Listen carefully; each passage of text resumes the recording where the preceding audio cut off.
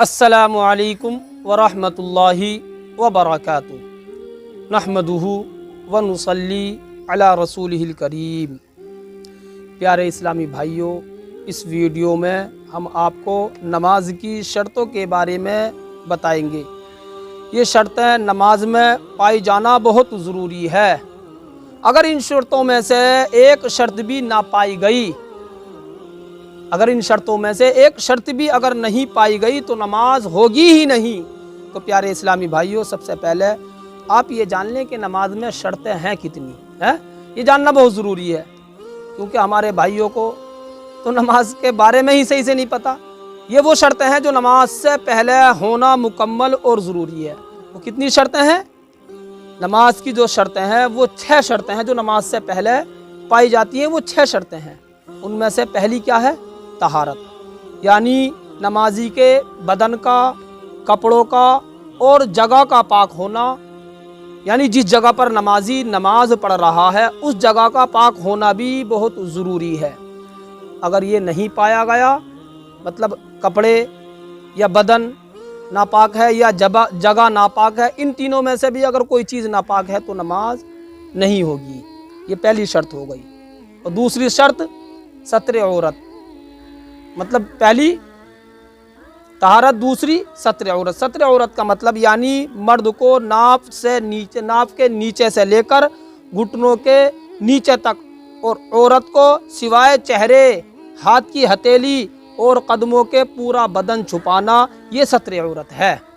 समझ लें, मर्द को नाफ से घुटनों के नीचे तक मर्द का सत्र जो है, और औरत का चेहरा और हाथ की ये हथेलियाँ और कदमों के मतलब जो पाँव के कदम नीचे के होते हैं उनको छोड़ने के बाद पूरा का पूरा बदन औरत को छुपाना नमाज के अंदर ज़रूरी है। अगर औरत ने इतना बारीक दुपट्टा, जिसको दुपट्टा ओढ़ते हैं, दोशाला कुछ भी कह सकते हैं, अगर ओढ़कर नमाज पढ़ी कि जिससे बालों की सियाही नज़र आने लगे तो नमाज नहीं होगी।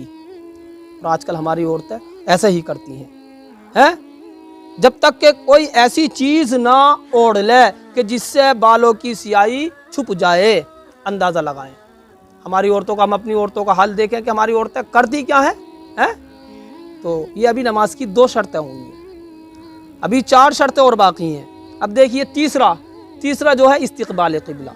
2 हो गए, तहारत और जी सत्र औरत, और तीसरा इस्तिक़बाल क़िबला, यानी काबा शरीफ की तरफ मुँह होना। अगर मालूम है कि काबा शरीफ किस तरफ है तो उसकी तरफ को, काबे की तरफ को नमाज पढ़ें। और अगर किसी को ये पता ही नहीं कि काबा शरीफ किधर है, ऐसी जगह पर फंस गया, तो अब वो क्या करे? सोचे, गौर व फिक्र करे, जिधर को उसका दिल मुतमईन हो उधर को नमाज पढ़ने, नमाज हो जाएगी।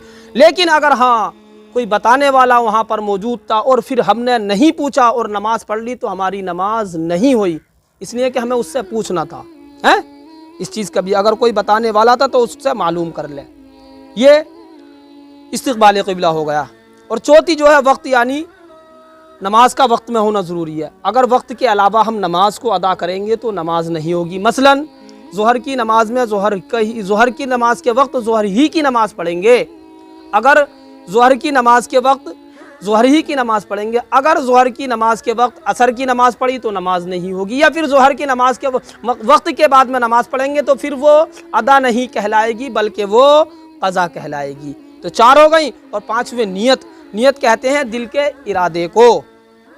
दिल से हमने इरादा कर लिया, नमाज हो जाएगी। मतलब ये इरादा होना चाहिए कि मैं ज़ोहर की नमाज पढ़ रहा हूँ, दिल के इरादे को कहते हैं। और ज़बान से कह लेना भी बेहतर है। और जो 5वीं और जो 6ठी है वो तकबीर तहरीमा, यानी नमाज शुरू करने से पहले हम अल्लाहु अकबर कहकर नियत बांधते हैं, उसे कहते हैं तकबीर तहरीमा। तो ये नमाज की 6 शर्तें हो गई हैं। तो प्यारे इस्लामी भाइयों, मैं समझता हूँ कि आप लोग सही तरीके से समझ गए होंगे कि नमाज के अंदर कितनी शर्तें हैं। 6 शर्तें हैं, तहारत, सत्र औरत, इस्तिक़बाल क़िबला, वक्त और नियत और तकबीर तहरीमा। इंशाअल्लाह फिर मिलते हैं अगली वीडियो के साथ। अस्सलामु अलैकुम व रहमतुल्लाहि व बरकातुहू।